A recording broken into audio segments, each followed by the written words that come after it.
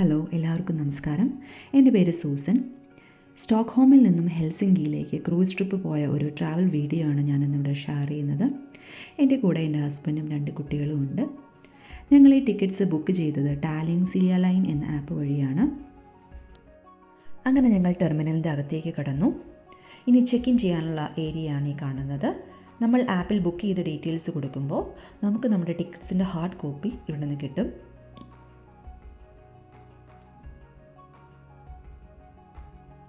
ഞങ്ങൾ 4 പേരുടെ ടിക്കറ്റ്സും കൂടാതെ കുറച്ച് ഡിസ്കൗണ്ട് കൂപ്പൺസുമാണ് കാണുന്നത്.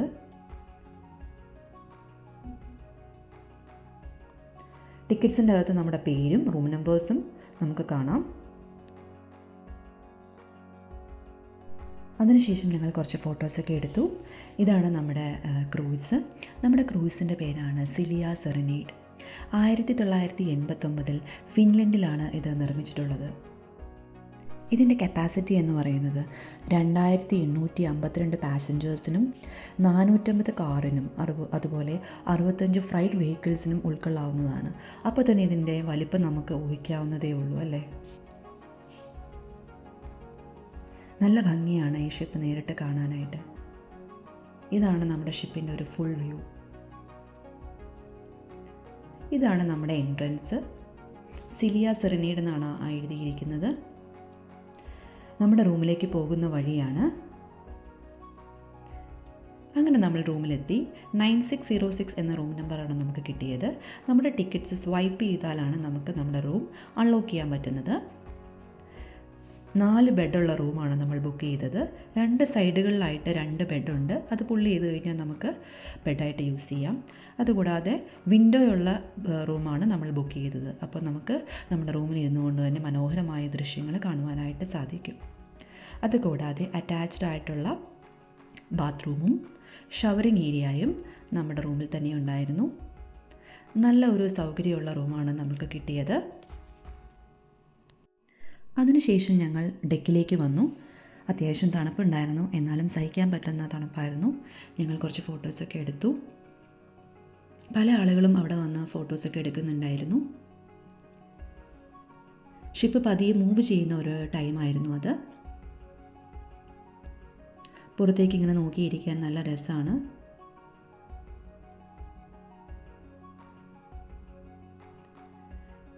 ദൂരെ നോക്കിയാൽ നമുക്കിങ്ങനെ കുഞ്ഞു കുഞ്ഞു ദ്വീപുകളും വീടുകളും ഒക്കെ കാണുവാൻ സാധിക്കും. ഇങ്ങനെ നോക്കിയിരുന്ന സമയം പോകുന്നതേ അറിയില്ല. വളരെ മനോഹരമായ വ്യൂ ആണ് നമുക്ക് ഇവിടെ നിന്ന് നോക്കിക്കഴിഞ്ഞാൽ കാണുവാൻ സാധിക്കുന്നത്.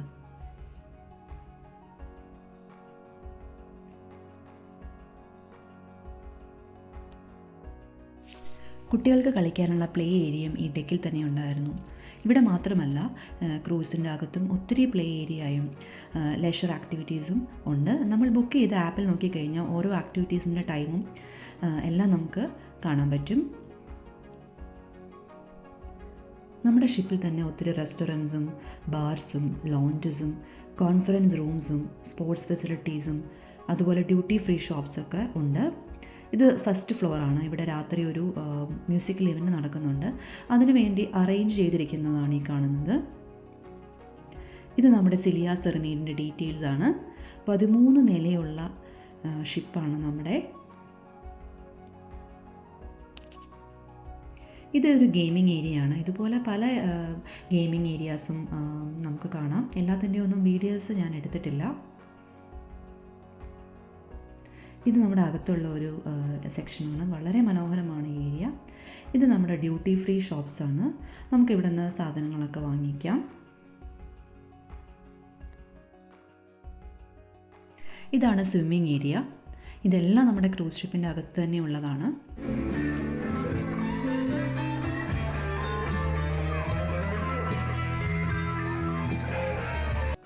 ഇതാണ് നമ്മുടെ ബുഫേ ഏരിയ. ഇവിടെ നമ്മൾ ക്യാഷ് കൊടുത്തിട്ടുണ്ടെങ്കിൽ നമുക്ക് വന്ന് ഫുഡ് കഴിക്കാം. ഇത് കുട്ടികൾക്ക് കളിക്കാനുള്ള ഒരു പ്ലേ ഏരിയ ആണ്.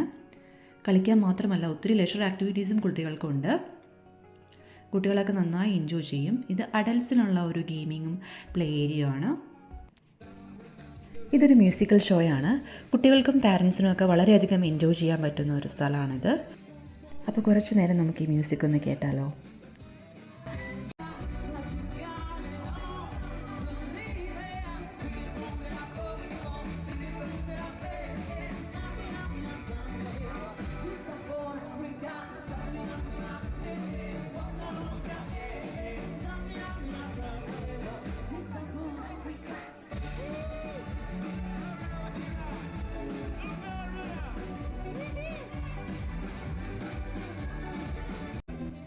എൻ്റെ മോൾ ഈവയാണ് ഡാൻസ് ചെയ്യുന്നത്.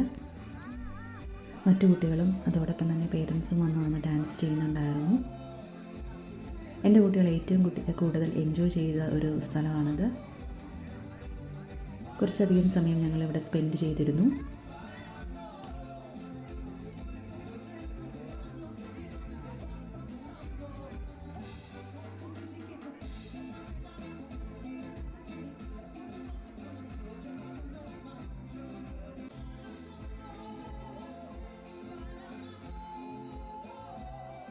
ഇതിനുശേഷം ഡാൻസ് ഷോയുമൊക്കെ ഉണ്ടായിരുന്നു. അതിൻ്റെ ഒന്നും ഞാൻ വീഡിയോ എടുത്തില്ലായിരുന്നു. അതിനുശേഷം ഞങ്ങൾ തിരിച്ച് റൂമിലേക്ക് പോയി കിടന്ന് ഉറങ്ങി. രാവിലെ ഒരു 7 മണിക്ക് എണീറ്റ് കഴിഞ്ഞപ്പോൾ വിൻഡോയിൽ കൂടെ കാണുന്ന ദൃശ്യമാണിത്. എത്ര മനോഹരമായിരിക്കുന്നല്ലേ.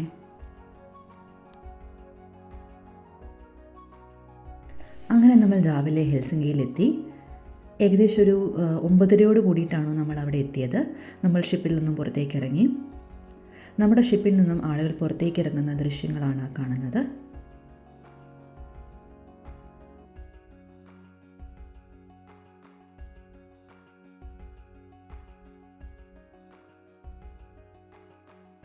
അതിനുശേഷം ഞങ്ങൾ ഹെൽസിങ്കിയിലെ സ്ട്രീറ്റുകളിലൂടെ നടന്ന് ഫോട്ടോസൊക്കെ എടുത്തു. അവിടുത്തെ കാഴ്ചകളൊക്കെ കണ്ടു. ഇതൊരു പൈറേറ്റ് ഷിപ്പിൻ്റെ മോഡലിലുള്ള ഒരു റെസ്റ്റോറൻ്റാണ്. അതിൻ്റെ താഴെ വെള്ളം ഐസായിട്ട് കിടക്കുന്നതാണ് കാണുന്നത്. സ്റ്റോക്ക്ഹോമിനെ അപേക്ഷിച്ച് ഹെൽസിങ്കിയിൽ തണുപ്പ് കൂടുതലാണ്. ഇവിടുത്തെ സ്ട്രീറ്റ് മാർക്കറ്റുകളാണ് കാണുന്നത്. നമുക്കിവിടെ വിൻ്ററിലിടാൻ പറ്റുന്ന സോക്സും ഗ്ലൗസും ഒക്കെ കാണാം. അതുകൂടാതെ തടി കൊണ്ടുള്ള ഉൽപ്പന്നങ്ങൾ നമുക്കിവിടെ കൂടുതൽ കാണാം. തടി കൊണ്ടുള്ള കപ്പുകൾ, സോസറുകൾ ഒക്കെ നമുക്കിവിടെ കാണാം. അതുപോലെ റെയിൻഡിയറിൻ്റെ കൊമ്പുകൾ ഒക്കെയാണ് കാണുന്നത്.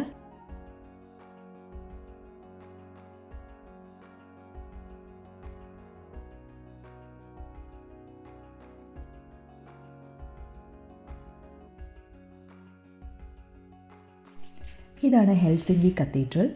ഇതൊരു ഫിന്നിഷ് ഇവാഞ്ചലിക്കൽ ലൂതറൻ കത്തീഡ്രലാണ്. 1830 1852 ഇടയ്ക്കാണ് ഇത് നിർമ്മിച്ചിട്ടുള്ളത്.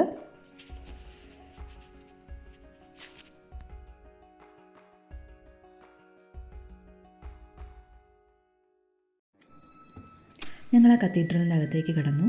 വളരെ മനോഹരമായ ഒരു മ്യൂസിക് നമുക്ക് കേൾക്കാൻ പറ്റുന്നുണ്ടായിരുന്നു. നമുക്കതൊന്ന് കുറച്ചു നേരം കേട്ട് നോക്കാം.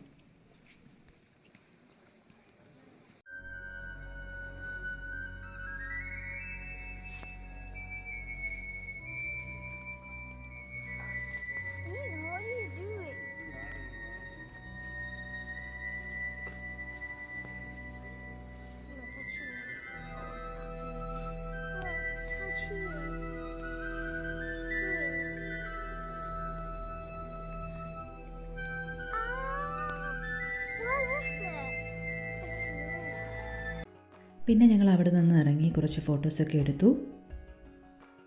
ഹെൽസിങ്കിയിലെ സ്കൈ വീലാണ് ആ കാണുന്നത്. അതിനോട് അടുത്ത് തന്നെ നമ്മുടെ ഷിപ്പും കാണാം. ഇതാണ് ഉസ്പെൻസ്കി കത്തീഡ്രൽ.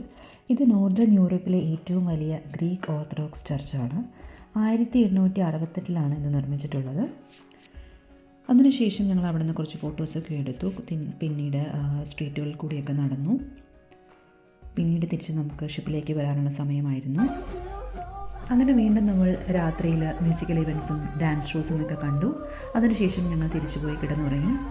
അങ്ങനെ നമ്മുടെ ഇന്നത്തെ വീഡിയോ ഇവിടെ അവസാനിക്കുകയാണ്. എല്ലാവർക്കും ഇഷ്ടപ്പെട്ടു എന്ന് വിശ്വസിക്കുന്നു.